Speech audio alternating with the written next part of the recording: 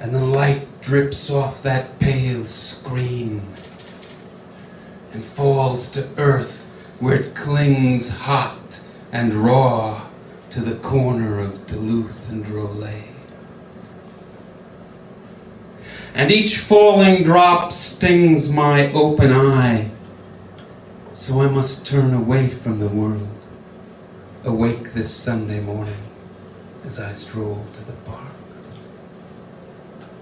In my deep pockets I keep soft hands busy. They worry 2 coins together, rubbed around and around. We have another great show lined up for you tonight, so don't go anywhere. Stay right where you are. We'll be right back.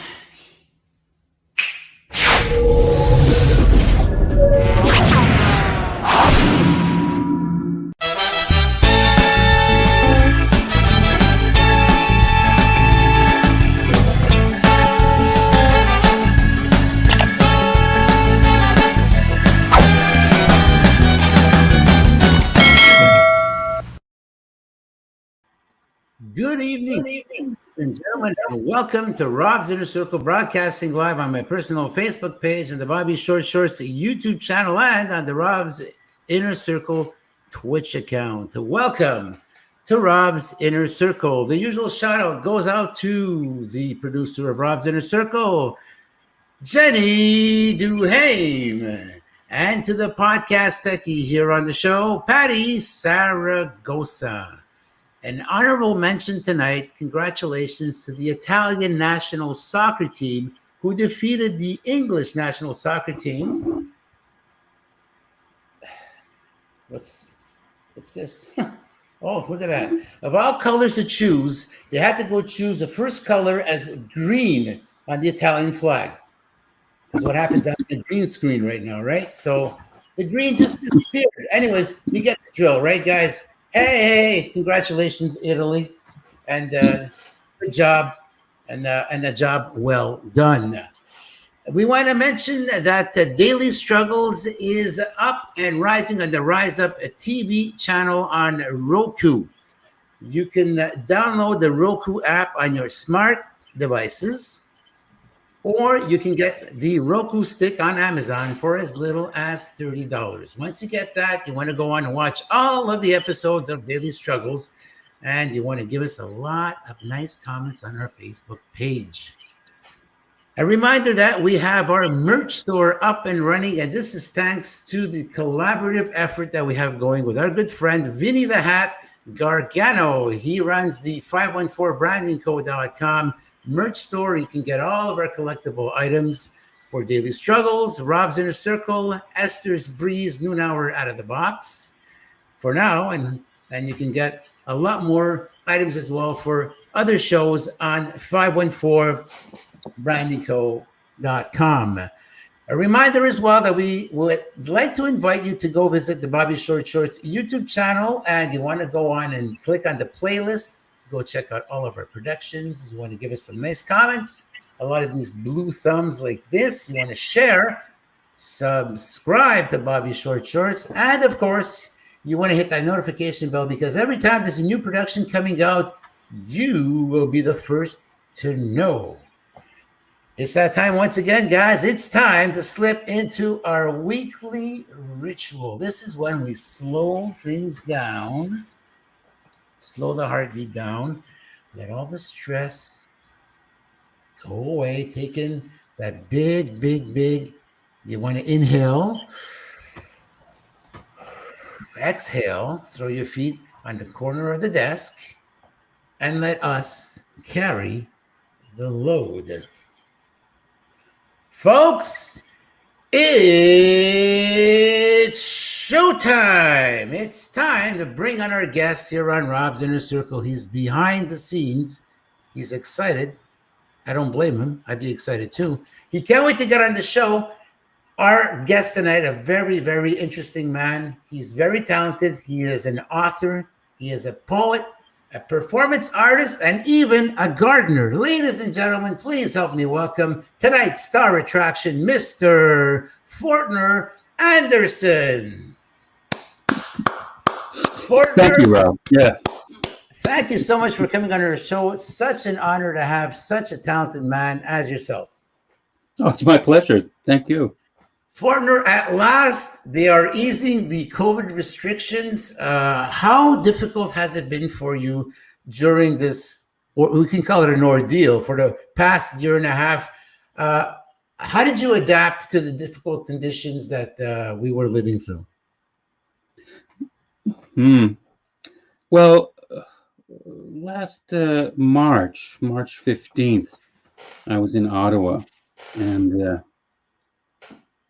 in a hotel. I had my last hotel buffet. I came back to Montreal and life closed down as we knew it. But coinciding with that, my partner Geneviève Letarte had a problem with a familial problem, family problem, where her father became quite ill, and so she was called, and then I was called to live with them and kind of take care of them for the last 16 months. And so it's been a great privilege because it's outside of the city in a beautiful piece of countryside, but it's also come, as you can imagine, with its own difficulties and burdens. So but it has allowed me to continue to work on a number of different projects. Okay, And so as a writer, I'm familiar with solitude. So the 18 months of enforced solitude didn't press too heavily upon me, if I may. Okay, so now that restrictions are easing and we're going to slowly return to a normal life, how is it that you plan on doing things? I mean, do you have a lot of plans? Are you going to be like traveling eventually when things like ease up enough? Are you going to party? Are you going to garden? What is he going to do? Oh, I'm going to continue working on a couple of literary projects. I'm going to go visit my mother in California. She's elderly, and someone to be with her. The terrible thing was for the elderly, whose communities were completely destroyed by COVID. It's the isolation for people in their 70s and 80s has been extreme over the last year, and it's caused multiple different problems. So I want to go back. I want to go visit her and spend a couple of weeks in Southern California, which has its own attractions as well. Yeah. Well, speaking of California, it's one of the many places that you visited in the U.S. because you're a much-traveled man, Fortner. I lived in California. During your youth, you did Minnesota. You were talking about doing Iowa. You visited a few states in the U.S. Which states exactly did you move around to? Well, I was born in Minneapolis, Minnesota. We moved to Madison, Wisconsin. We moved back to Minneapolis, Minnesota. We moved to Santa Monica, California. We moved to Urbandale, Iowa. We moved back to Minneapolis, Minnesota. We moved to Seattle, back to Santa Monica. And I was maybe 14 or 15 by that time. And then afterwards, I kind of continued moving as well for a few years, but ended up in Montreal, where I've spent almost my entire adult life. Okay, but before you came to Montreal, you said you ended up in Europe. You did the Netherlands, you did France, notably France, and you were saying that was probably... Mm-hmm.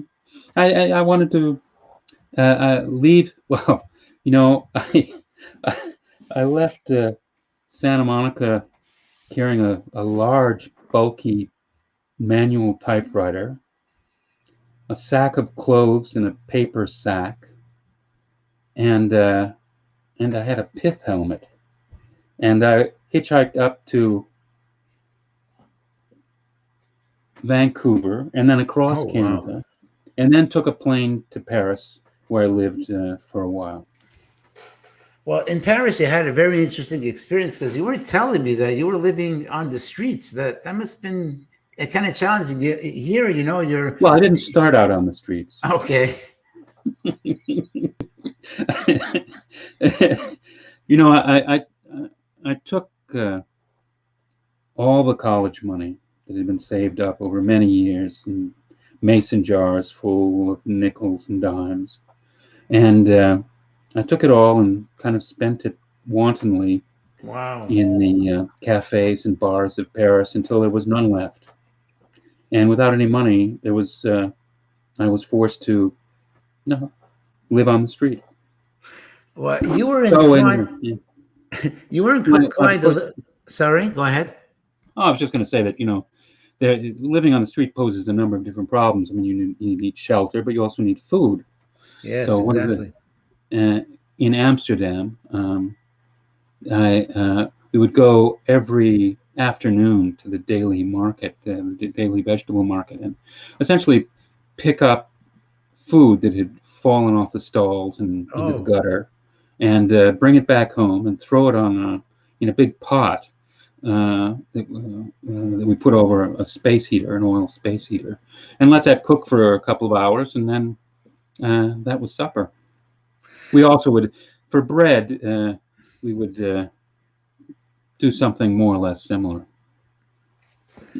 okay. So you said you ended up in Montreal after having traveled to Europe, and probably you were saying it was like by chance, and you came here in 1976 on the eve of the Saint Jean Baptiste celebration, Mm-hmm. and you partied up a storm. Tell us a little bit about what happened, and maybe the next day. Is there anything interesting that might have happened? You know, I was in San Francisco, and when I wanted to return to Europe, I'd been living in Northern California, San Francisco, for a while, and I decided I would return to Paris and make my life there. And so I purchased a false airline ticket. A false airline ticket is a real airline ticket, but it was made out to someone else. But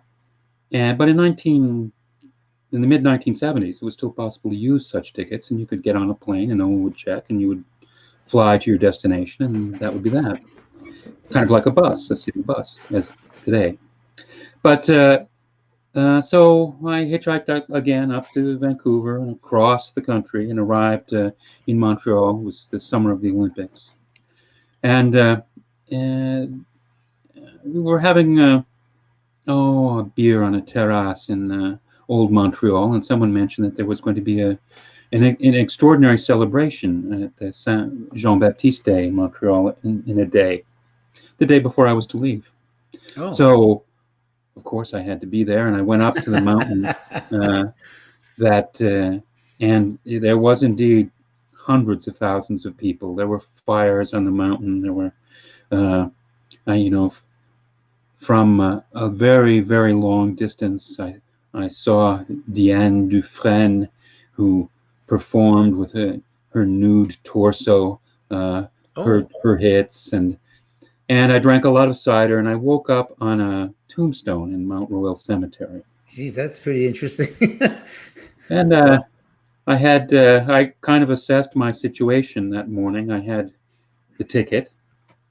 I had $5, Oh, and I just had this extraordinary experience in the night before on the mountain, and so I thought things over, and I said, "Well, I'll stay in Montreal." And then from there, I went down and earned a little money in the States, and then came back and made a life here. is there any reason why you chose Montreal in particular? Is it because of the difference? It's so unique in culture, so unique in many aspects. But Oh you know, yeah, I fell in love with Montreal. Mm-hmm. okay, is Yeah. there a reason? Well, for me, I found Montreal to be an oasis. It was close to New York and Toronto, the large English cultural centers, but it was also protected from them by the barrier of the French language. And so I saw it as a place to escape the worst of North American culture, enjoy a culture which I enjoyed then and still enjoy now, French culture, and it was an exciting time. You know, things were changing in Montreal. It was a revolutionary time, and I was attracted to that notion. the fact that you're an Anglophone coming into a predominantly French city, a French culture, did you have some difficulty adapting? Were you well received when you came here in Montreal? Oh yes, yeah. I never had any problems. In fact, I enjoyed that. I enjoyed being finding myself amidst a dominant French culture. It made my own work and investigations and art all that more focused on what I had to do working in English. And I found that more or less to be the case for the last 45 years. Okay. So, in the States, did you get a head start? Because English is, of course, the main language. They also teach a second language, which would be Spanish. But do they also teach them French in the U.S.? Oh, of course, yeah. They do, yeah? Yeah. Is it in states such as Louisiana, which is, they have a lot of French background down there? Well, yes and no. I mean, I grew up in Southern California, so French was a Parisian French. Okay. And so when I arrived here, I was unintelligible with my accent, and also I found it quite difficult to understand what people were saying, even though I'd spent 6 months in Paris and was conversant in French. I've since improved over the last while, but yeah, it was a bit of a tough go. But I never had any real problem integrating within the French community. So I guess your stay in Paris gave you a little bit of a an avant-goût, as we say. Sure. Give you a little bit of a this is what's to come. So when you came here, you already had a little bit of an idea of what the French culture was like, because there's a lot of similarities. The French over here, there's a lot of similarities going back to France. The roots are there. Well, of course, but there's a lot of differences too. It's of course a much smaller community in Quebec, yes. in Paris, but the yeah, I mean, as I said, when I woke up on that tombstone, something about the mix of French and North American culture I found to be very attractive, and so decided to run with it. So you came in 1976. The Parti Québécois was elected, and right shortly thereafter. Yeah. Exactly, and I believe it was in the fall that they were elected. I can Yes. recall. And in 1980, there was a referendum. Actually, there were two referendums. You lived through the 1980 and 1995 referendums. Can you tell us how these referendums shaped you as an individual, as citizen, being part of Quebec? Did that affect you in any way?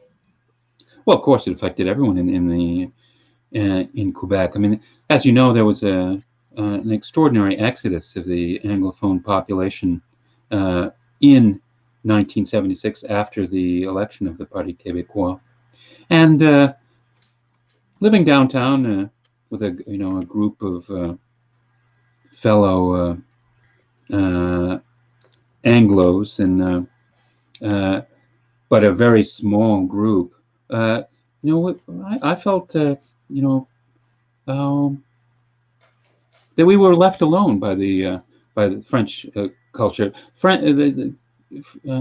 Quebecois culture was focused on independence, on taking control of the society, and so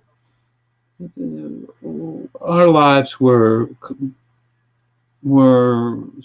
meaningless, small potatoes in that struggle.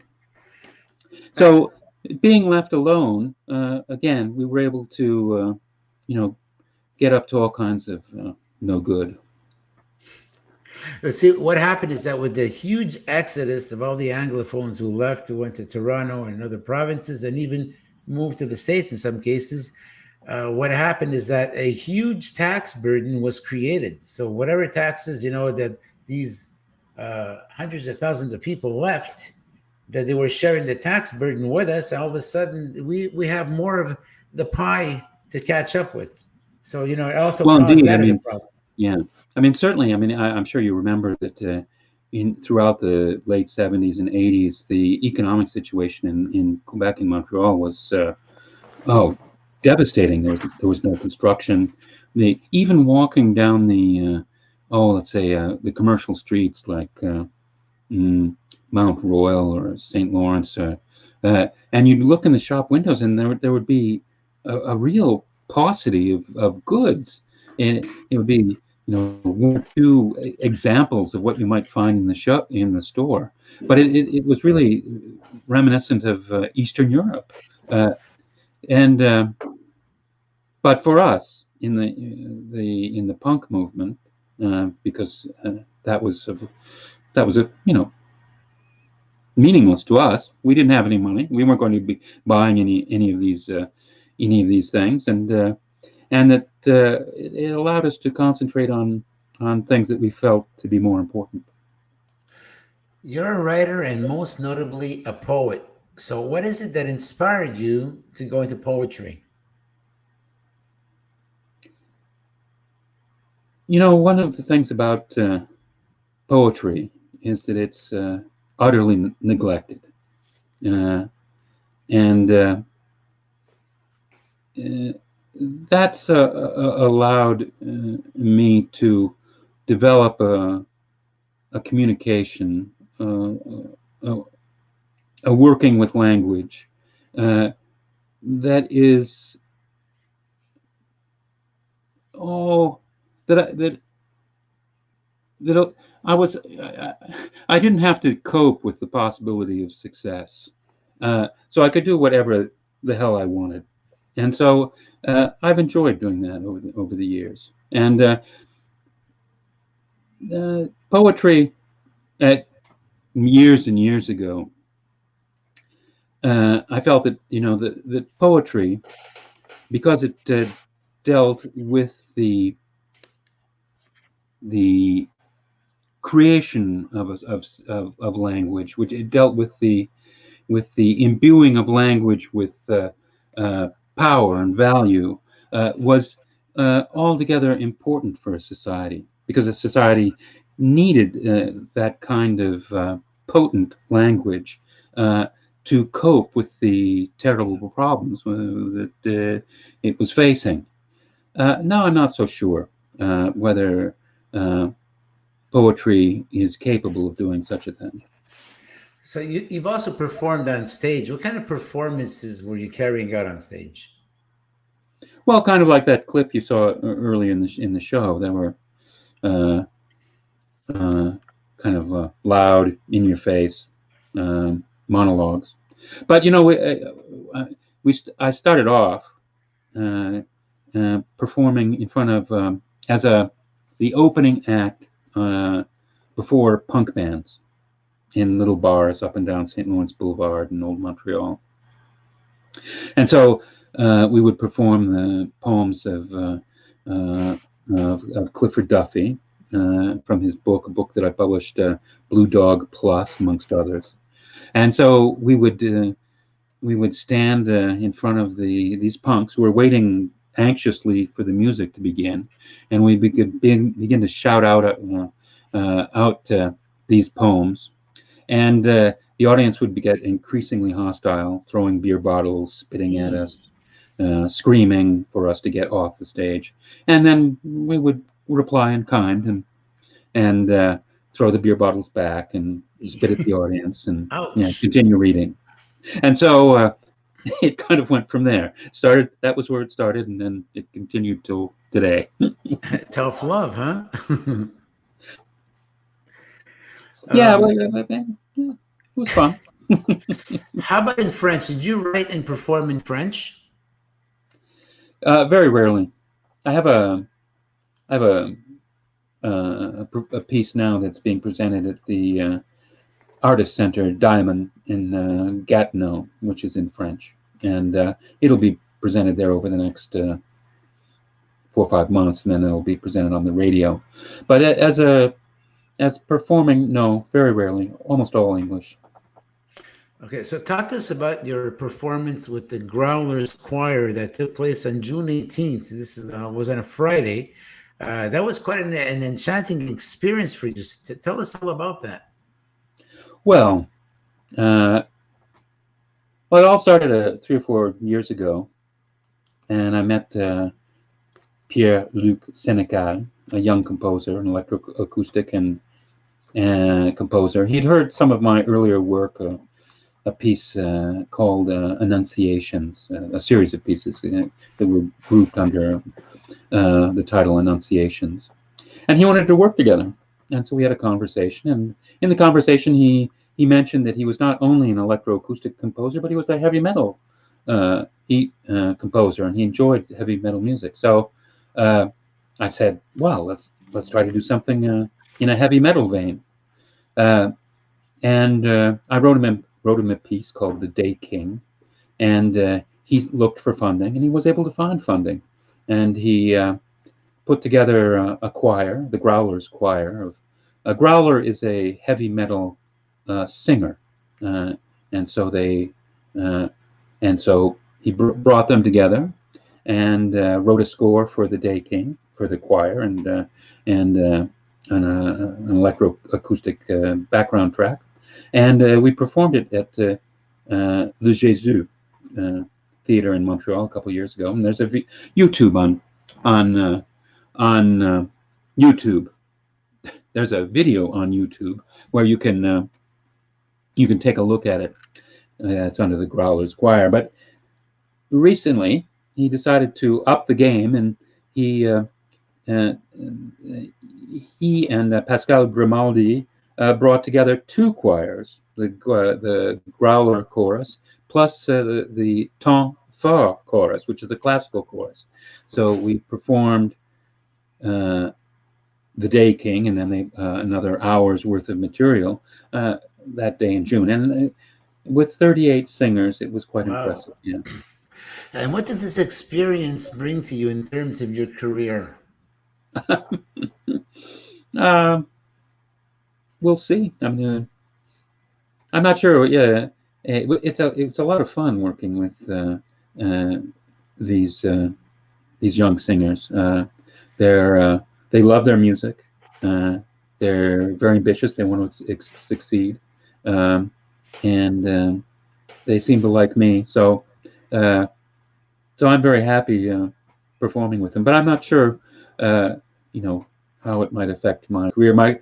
Most of my works are very disparate, in that none, almost very few, resemble each other.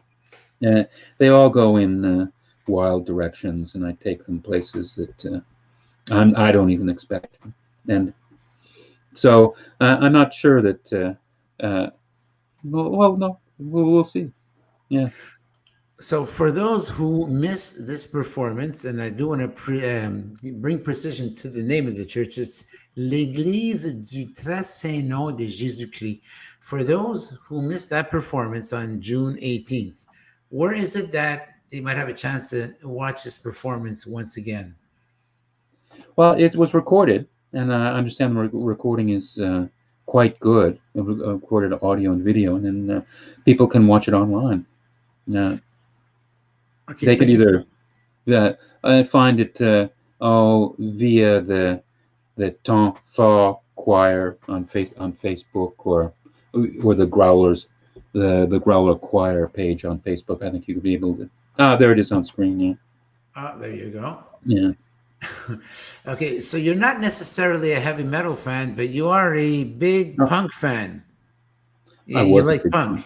Well, I was a big punk fan. But you still like that was punk a long today? time ago, Robert. Okay, but do you still like punk today? Yeah. I'll still listen to the Ramones or the Sex Pistols once every 2 years. And how about the punk music being produced today? How much different is it? I have no idea what the music scene is today. Yeah. It's changed so much over the years, huh? I don't know.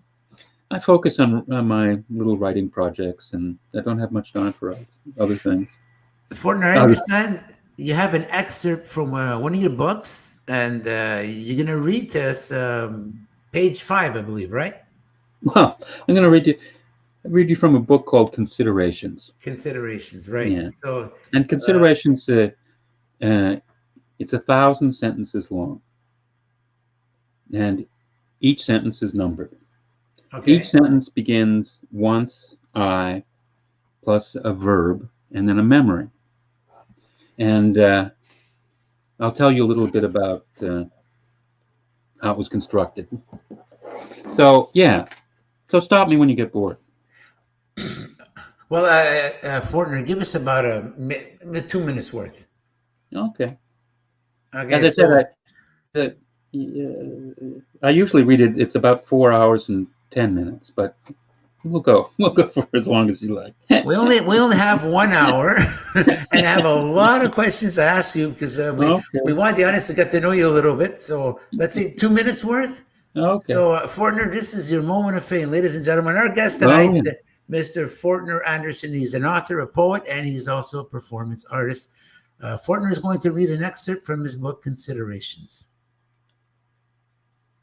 Once I was a witness to many ordinary, unfathomable things. Once I had 2 useful warts on the palm of my left hand. Once I did it in the middle of a footpath in Golden Gate Park. Once I said a few solemn words over irrepressible giggles at the back of the nave. Once I got violently sick on a train from Vancouver to Seattle, a frenzy of shit and puke, often at the same time, for hours, but over by the time of our arrival. Once I went every Sunday morning to the First Evangelical Free Church on Chicago Avenue in Minneapolis, Minnesota. Once I saw on a fishing trip to the Lake of the Woods on my first visit to Canada with my mother, my brother, and my stepfather, an impossibly large muskie in murky water beneath our canoe. Once I knew all the state capitals and the names of 36 presidents. Once I took the Amtrak train from Montreal to Los Angeles with stops in Schenectady, Chicago, and Albuquerque. Once I thought, Fortner Anderson, what a great idea. That's 11 of 1,000. Wow. There's a lot of thought put into that. It took some time, yeah. What do you need in terms of qualifications or prerequisites to be a poet? I mean, you just don't get up one morning and, and decide that I'm going to be a poet. Do you need some kind of training? Do you need what is it exactly that you need to become a poet? No, there's no prerequisite. You just have to sit down and do it. Yeah. And eventually, if you keep doing it, somebody says, oh, that's poetry. And then you become a poet. I mean, of course, it's good to read. Of course, it's good to listen to poetry. Of course, it's good to write. But I'm very skeptical of the capacity of educators to teach poetry, to teach one to be a poet. It's a vocation. You have to take it on and live it for a while, and then you become it. So, Fortner, what makes the model of poetry, the format? Like we were discussing backstage, like line 1 and 2 rhyme, line 3 and 4 rhyme, a bit like lyrics in a song. Yeah. Is that like a standard format, or is that like one of the many formats that you can have in poetry? Yeah. There There are very, very many. I mean, I consider this piece, Considerations, to be a long poem, though there is no rhyme. And there is no, not a whole lot that is immediately recognizable as poetry. But I'm a poet, and I wrote it, and that's what I think it is. So how does poetry contribute to the spoken word movement? Do your performances fall into this category? Oh, sure they did, yeah. I'm not sure they do anymore. But for a long time, I was a big advocate of the spoken word movement. One of the things about the spoken word movement was its complete denial of the canon of acceptable literature. In spoken word, anybody could read their poems. You simply, at events, you would come up and you would sign your name at a list at the door, and that allowed you to go up on stage and read your poems. And your poems could be usually anything you wanted to say, anything you felt necessary. And of course, this liberty was, for me, extremely attractive. It had some downsides, of course. I mean, you had to listen to a whole lot of repetitive, facile, uninteresting work. But occasionally you would have come across works of great power, great sensibilities that could only exist on the spoken word stage. So for me, it was important, and it was an important move too, to as the first volleys to dismantle a very rigid and, to my mind, less interesting literary canon. So yeah, right now my work is even too weird for spoken word. We have a few pictures we'd like to show Fortner. Maybe we can discuss them. Sure, yeah. Such as this interesting picture. Fortner, what happened here? Did you fall off the chair? No, it's a dance routine. Oh my God. Yeah. And after this, I fall off, and then I crawl under the chair, and then I climb back laboriously into the chair, and then I do the whole thing again. And it was from a very fun show that we put together called 6,3 évanouissements with a dance company in Montreal, Marianne and Simone, Catherine Béchard, and Michel F. Côté. It was an extraordinary experience. So one I very much enjoyed. Do you have a background in acrobatics? Because it seems as if you got to be pretty agile to be doing such moves. No. There's another picture of me. I walk out on stage with an aluminum ladder on my shoulders. I'm not sure we have that one here. Drawers. Oh, and okay. I sit down, and my pants are laid out in front of me, and I put on my pants. Oh, wow. That was another favorite within that show. Yeah. We got another picture over here. What's going on here? Oh, that was Lord knows. I think that was from the Festival Voix d'Amérique. Okay. Or no, what am I saying? The Festival Voix d'Amérique.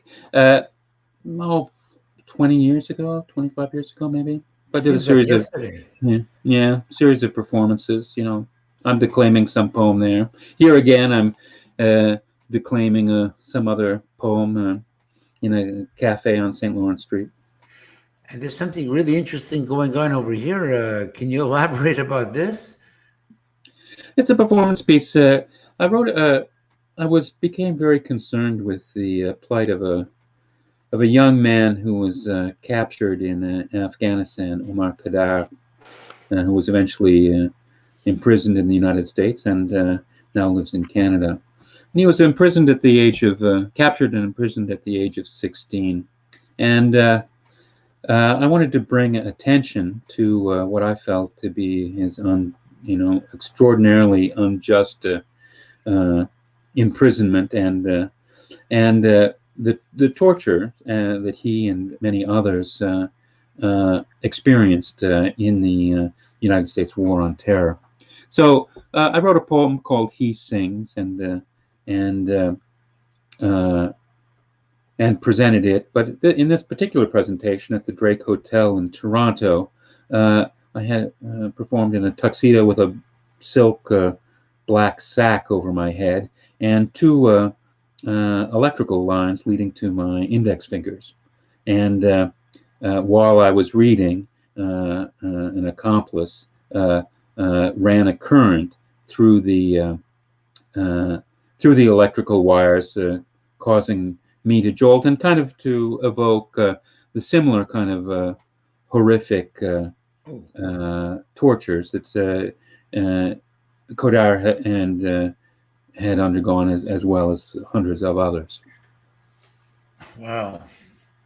That was actual electricity going through there, but it was a very small discharge of electricity, right? Yes, and it was done so that the current wasn't running across my chest, but it was which was can cause problems with your heart's exactly. electrical system. So no, it was just enough to be extremely unpleasant.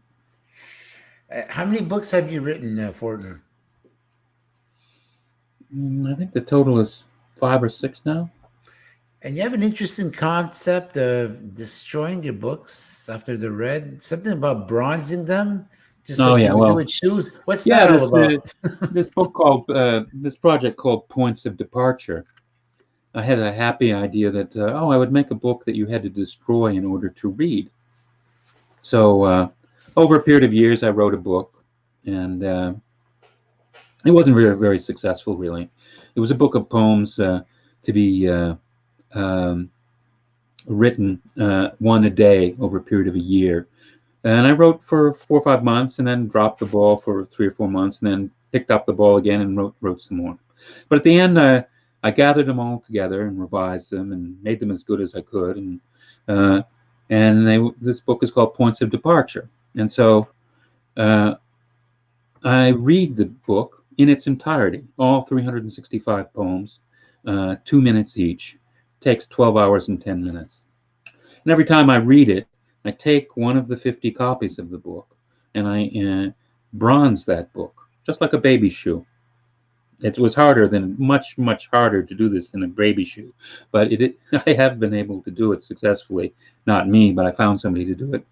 And then the project will be over when I've read the poems 50 times, and then they'll all be encased in bronze, and I'll never have to deal with them again. That is quite an interesting concept, and you had a hard time finding someone to actually be able to bronze those books. Well, yes. I told you yesterday that, I had this idea, and I thought, I found a guy, Ozzy's Magic Metals in Kingston, Ontario. He was a genius. And his master work was a cigarette with its ash still intact, bronzed. And so I finished the book, got in contact with him, and he said, "Oh, I'm sorry. I've quit the business, sold all the equipment, moved to Vancouver. You're going to have trouble finding somebody who can do this. But here's a guy in Chatham, Ontario. Try him out." So I contacted him and sent him a letter, sent him a copy of the book. Didn't hear from him for a couple of weeks, and called and got his wife, and his wife said, "Oh, I'm very sorry. My husband got your book and was interested in the project, saw it as a challenge, but he died of a massive heart attack the next day."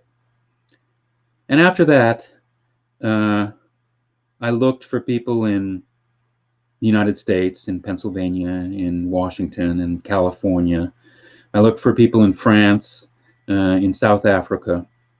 And I finally found someone capable of bronzing a book back in Kingston a former employer of Ozzy. And so I have been able to bronze several books. And you also have a radio show on a local community radio station. So what's the show I've had a called? radio show for 45 years. 45 years. Oh my goodness. Yeah. And what's the name of the Think show? about that. 45 years. Jeez. Wow. So what's the name of the show? It's there are two shows. One is called Gray Matters, and it's a political show, and it only presents an hour lecture by some progressive thinker, people like Vandana Shiva or Noam Chomsky or Howard Zinn when he was alive, and then after that I have a show called Dromotext, and that just plays spoken word poets reading their works. So I might play T.S. Eliot or Attila the Stockbroker or any number of hundreds of poets, and I play poets reading in English, French, Spanish, sometimes even Japanese on CKUT. It is, yeah, CKUT.ca every Thursday. Yeah. Well, we have our good friend Jim Donovan, who was also a guest, a previous guest on Rob's Inner Circle. Thanks for tuning in, Jim. And for, a lot of people know Jim for being a very successful Canadian director. You were part of the Directors Guild, and you fought some pretty hard battles. And that was quite an interesting position that you were holding. So tell us a little bit about how you got into the Directors Guild. You were a union head. And you're a hero. You started off with 15 members. By the time you left, was it 300, 500 members? So well, yeah. I mean, I raised a family and needed a job, and I wasn't going to get much money. Earn much of a living as a poet. So I was a carpenter, and the most lucrative kind of carpentry at that time was stage and movie work, and so I started off as working on movies, and eventually worked as all the different kinds of positions in an art department in a television or feature film production, from props to eventually assistant, and then an art director on a couple of movies a week at the end of that career. But during that time as a carpenter, I became involved with union activities, the technical union in Montreal at that time, and worked on the board. And it was a difficult time in the relations between the Quebec Producers Association and the Quebec Technicians Union, and it all revolved around the question of how easily it was going to be for foreign productions to crew in Quebec, and the union, the technical union, wanted the access to these jobs, and the Quebec Producers Union wanted to limit it because they felt that big American productions would increase labor costs, increase other costs, and make it generally more difficult for them to produce their own movies. But they had an exclusive labor agreement with the Quebec Technicians Union, and so I and others at the STVQ worked to break that agreement when the contract was up. And that caused a lockout and caused a whole bunch of problems within the union, so much so that everyone else left, essentially, but me. And I ended up running the union for a little while and having the responsibility for ending this strike. And so this lockout, I should say. And so I was very thankfully able to find one crew who was still working under union contract, but the contracts ended before the show was over. And so meeting them, talking, they were finally convinced that they would not go back to work unless they had union contracts. That proved to be an insurmountable problem for the producer, because he would be ruined if the crew did not go back to work. And his association was telling him, you must not give union contracts. Well, when push came to shove, he decided that he would not be ruined, so he signed the contracts. And once that happened, I realized I could go to every producer one-on-one after that and do the same thing. So the lockout collapsed. That was a huge responsibility they had on your shoulders there. That was crazy, yeah. You must have lost a lot of sleep. It was a very anxious time, yeah. One of the things I think I mentioned yesterday that I went on to run another union. I was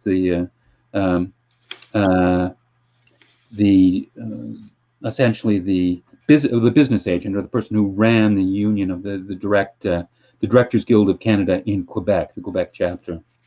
And so one of the things about occupying those positions, especially for a group of workers who work as freelance artists, is that you can never lose your battles. If you put somebody on the line and you lose, their career could, and their livelihood could be destroyed. So you had to be absolutely certain that you won every battle. So you let some slide by. Well, but that was an anxious time, yeah. We also had a previous guest on our show by the name of Kathy Mulroy. She's also an author. She wrote My View from the Blackened Rocks, and she was involved with the union labor disputes and all that, and she went through a very, very trying time. So a bit like her, you had to gamble somehow. You had to take some chances, some calculated risks, and and not knowing exactly where that was going to lead you. Indeed, yeah. And you got a whole bunch of people like relying on you, because if you mess up, everybody is like going to pay for it. Very bad. All the reflectors go on to Mr. Fortner Anderson, who tonight is still hailed as a hero because you've done so much for the Quebec film industry, and you're a respected figure. Among the people, the directors and producers. By some of them, yeah. The people whose side you were on, right? Yeah, even then, yeah. So these American productions coming in to Quebec over here to shoot some movies. I guess it's a bit of a challenge when you have to negotiate with them, because obviously, instinctively, they want to bring their own crew. They want to bring their own cameramen, their technicians, lighting directors, whatever.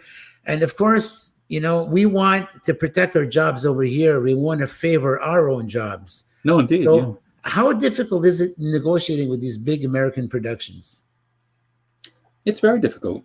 I mean, they have the long end of the stick, so to speak. They have the money, and they can move their production usually anywhere in North America, sometimes anywhere in the world. So when they say, well, this is we absolutely need to bring this assistant cameraman into Quebec, otherwise we'll be moving to Toronto. Well, that's a lot of pressure. So you have to both know, when to give and when to hold the line, and and your members are, of course, always wanting to hold the line. I mean, they don't really care if someone else gets the job, in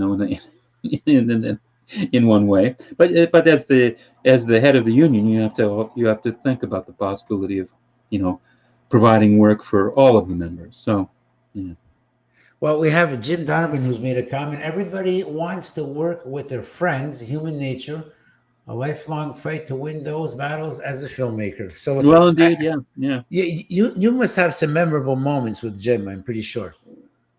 Oh, certainly, yeah. We fought a number of battles together, and Jim,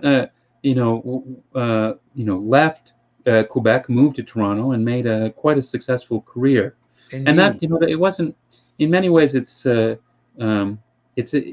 that evident for English-speaking Canadians to find work in Quebec. There's just not as much of it as there is in Toronto, and so it's a constant battle within the Quebec community to assure that there's English language production occurring in Quebec. Because if not, all the actors, all the skilled technicians, all the skilled artists will simply leave, go to where there is work. So, yeah.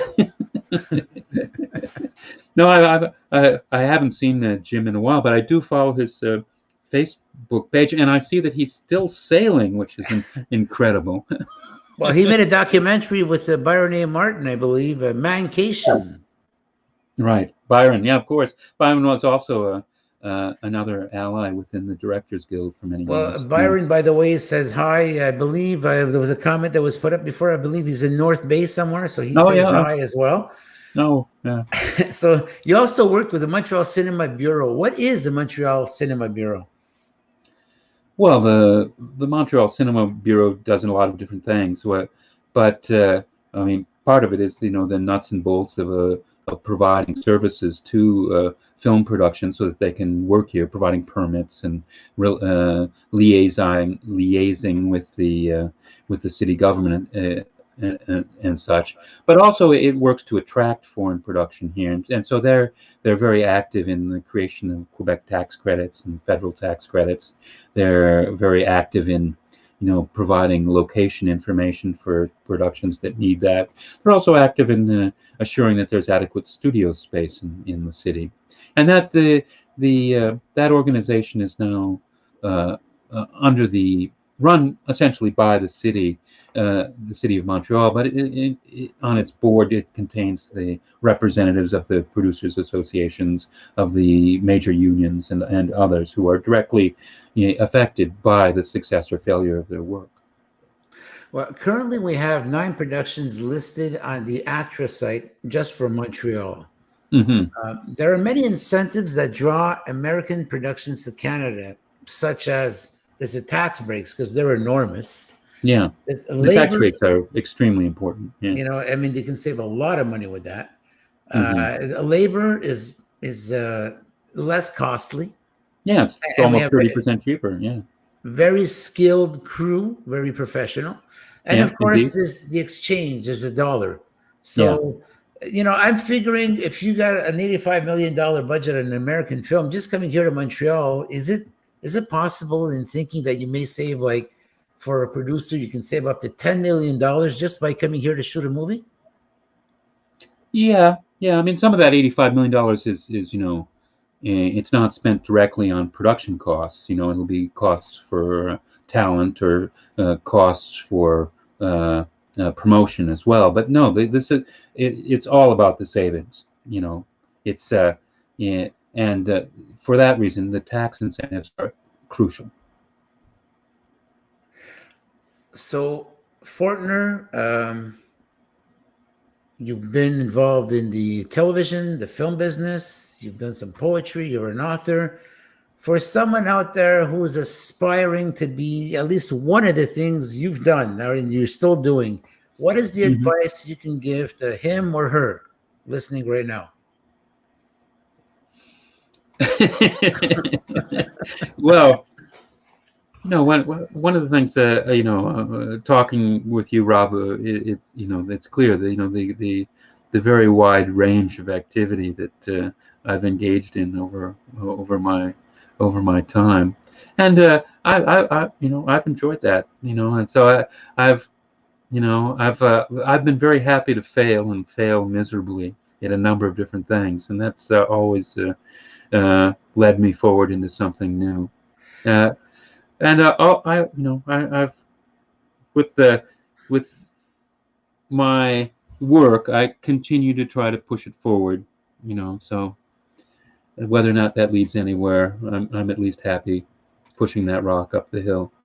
But in order to succeed, you must fail many times. Yeah. But tonight, Fortner, you have succeeded in making Rob's Inner Circle an absolutely great show. It was an absolute pleasure having you on, and we do want to have you come on at one point again, and you're welcome to come anytime. And if there is anything significant going on, something with the Growlers, working on a project, please feel free to contact us because we'll give you a shout out on the show. Each and every one of our guests is a valued guest, and the utmost respect to each and every one of you who have been in the show, including yourself, Fortner.